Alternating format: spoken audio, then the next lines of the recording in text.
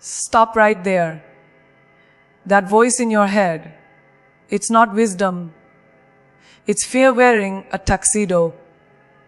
Overthinking doesn't make you smart. It makes you stuck. And today that ends. I'm not here to motivate you.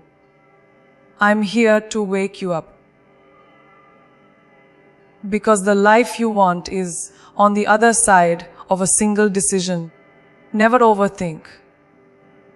Momentum is the invisible force that separates those who talk about their dreams from those who live them.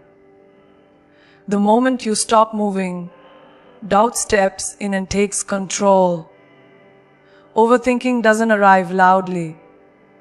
It creeps in quietly, disguised as preparation, disguised as being responsible, disguised as being smart. But the truth is brutal and simple. While you're thinking, life is moving.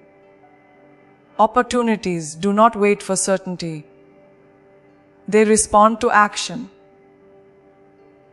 Momentum is built by doing, not by debating.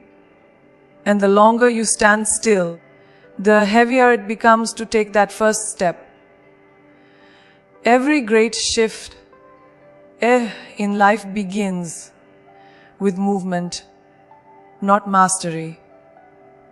You don't need to know the entire path to take the first step. They're not magic. Yet overthinking convinces you that you do.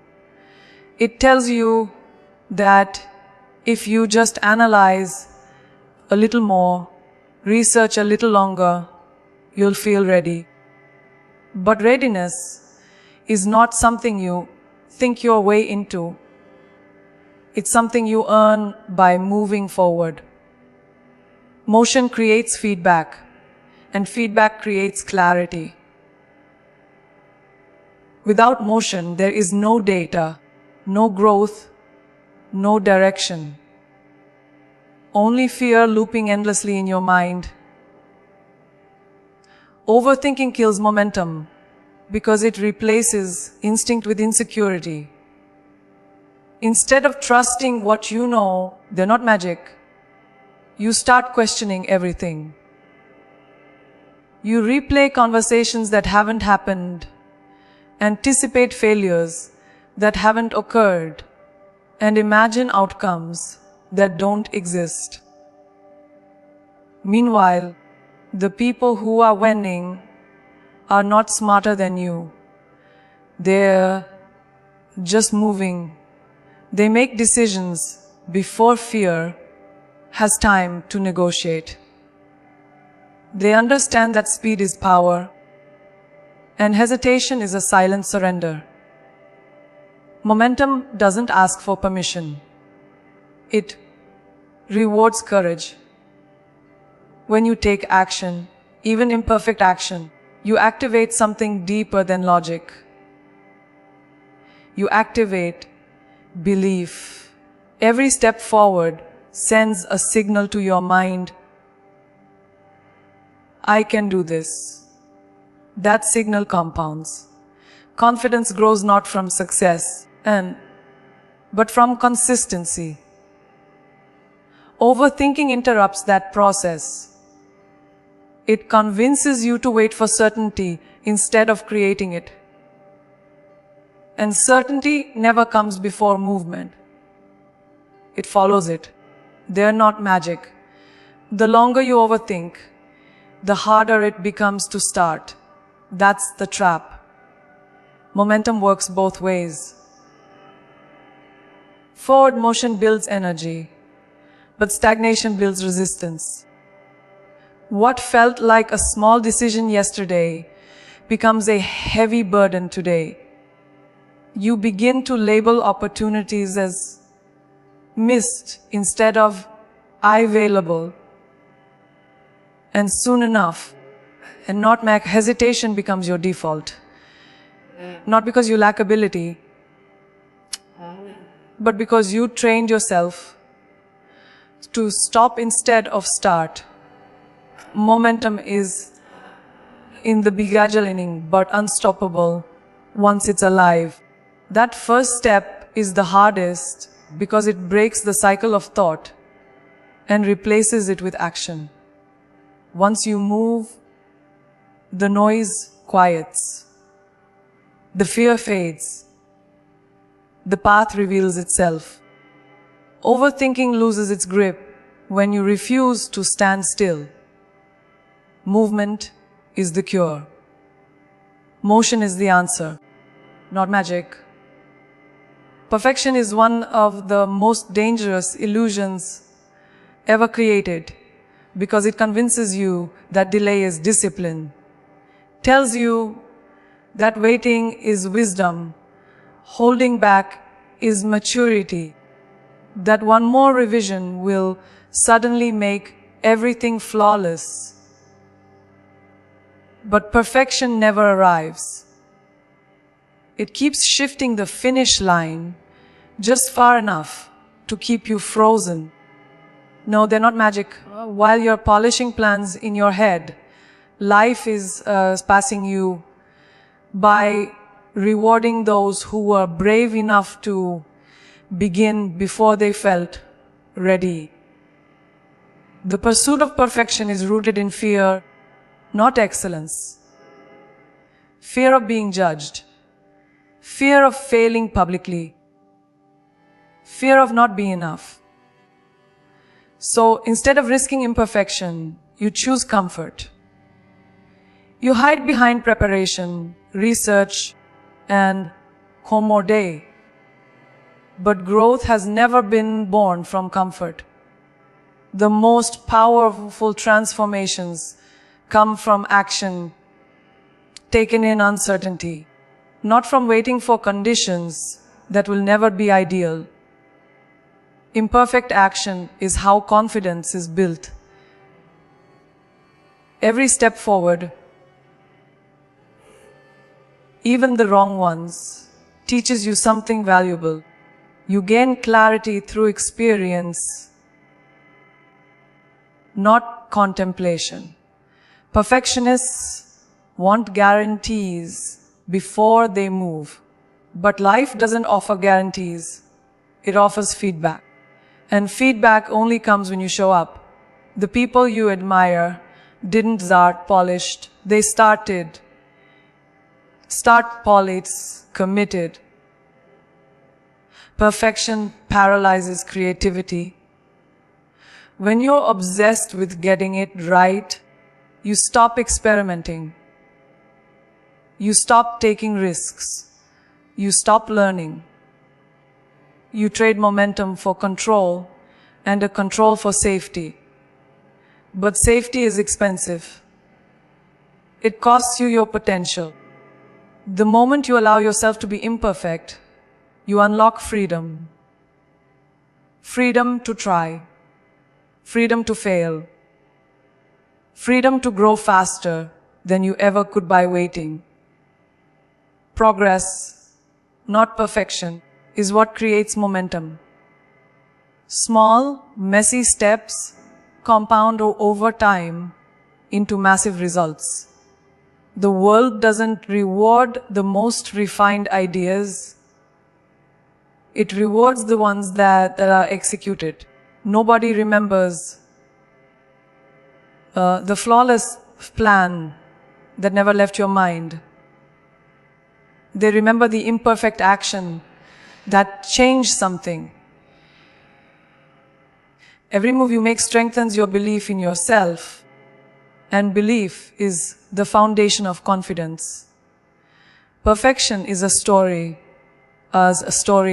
told by hesitation to justify inaction. The truth is simpler and more powerful. You don't need to be perfect to be powerful. You need to be willing. Willing to begin before you feel ready. Willing to be seen before you feel safe. Willing to trust that growth will meet you on the path, not before it. They're not magic. Every time you overthink, something subtle but powerful happens. You step away from who you are becoming. Overthinking isn't just a mental habit. It's an identity eroder. It teaches you to pause when you should move, to question when you should trust, to shrink when you should stand tall. At first it feels harmless, even responsible. They're not magic. But over time it reshapes how you see yourself.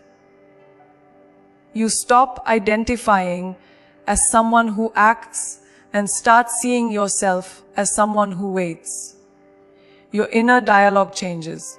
Instead of saying, "I've got this," you begin saying, "What if I mess this up?" That shift is small but dangerous. The overthinking turns decisive people into hesitant ones by repeatedly sending the same message: you are not ready yet. And when you tell yourself that long enough, you start to believe it. Confidence doesn't vanish or erodes overnight. It erodes through 1,000 moments of hesitation. Identity is built through action. Every time you make a decision and follow through, they're not magic. You reinforce the belief that you are capable. Overthinking interrupts that loop. It replaces action with analysis and courage with caution. They are not magic. You begin to associate safety with inaction and risk with danger, even when risk is exactly what growth requires. Slowly, you lower your expectations of yourself, not because you lack potential, but because you've trained yourself to doubt it.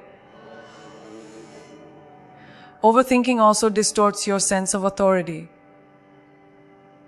You start deferring to opinions, waiting for validation, and no, not magic, looking outward for answers you already have. The more you do that, the quieter your own voice becomes. You stop leading your life and start reacting to it. Decisive people move with presence because they trust themselves. Overthinkers move with hesitation because they've surrendered that trust piece by piece. When you shrink your decisions, you shrink your standards. You settle for what feels safe instead of what feels true. You stop asking, "What do I want?" and start asking, "Though, what won't get me judged?" That shift doesn't just limit your choices, it limits your self-respect. You begin to play small not because you want to, but because overthinking has convinced you that staying small is safer than standing out.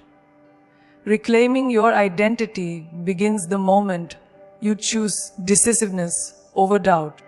Each clear decision strengthens your sense of self. Each action taken without over-analysis restores confidence. You remember who you are when you move forward without asking permission from fear. And with every step, your identity expands. Not because the path is easy, but because you chose to walk it anyway. That first instinct you feel is not random. And it's not reckless. It is the result of everything you live, everything you've learned, and everything you've survived. Before fear has time to interrupt, before doubt starts stacking questions, your intuition speaks with clarity. It doesn't scream, it doesn't argue.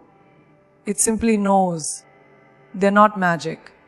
Overthinking begins the moment you ignore that voice and invite confusion into the room. The more you second guess, the more you distance yourself from the truth you already sensed. Your instincts are built from experience, not imagination. Every win, every loss, every mistake has trained your inner compass. But overthinking convinces you that your mind must run endless simulations before you're allowed to trust yourself. That's not intelligence. That's insecurity pretending to be logic. Doubt doesn't come from lack of information. It comes from lack of self-trust. When you pause too long, fear gets a vote. And fear always votes against your growth. The first answer is usually the honest one. It comes before you worry about judgment, before you calculate how others might respond, before you shrink yourself to fit expectations. Overthinking layers fear on top of truth until you can no longer recognize your own voice. You start asking for opinions, not because you need guidance. They're not magic, but because you're afraid to stand alone in your decision. And every time you do that, you teach yourself to distrust what you felt in the first place. They're not magic. Intuition operates faster than your doubts because it isn't trying to protect your comfort. It's trying to protect your potential. Doubt, on the other hand, is obsessed with safety. It wants guarantees. It wants approval. It wants zero risk. But growth has never lived in safe spaces. The people who move forward in life are not the ones with the least fear. They're the ones who refuse to let fear override their inner knowing. Overthinking weakens instinct through repetition. The more you ignore your first response, the quieter it becomes. And know that not magic. Eventually, you don't even hear it anymore. You start believing you're indecisive or unsure, when in reality, you've just trained yourself to hesitate. Instinct is like a muscle. Use it, and it strengthens.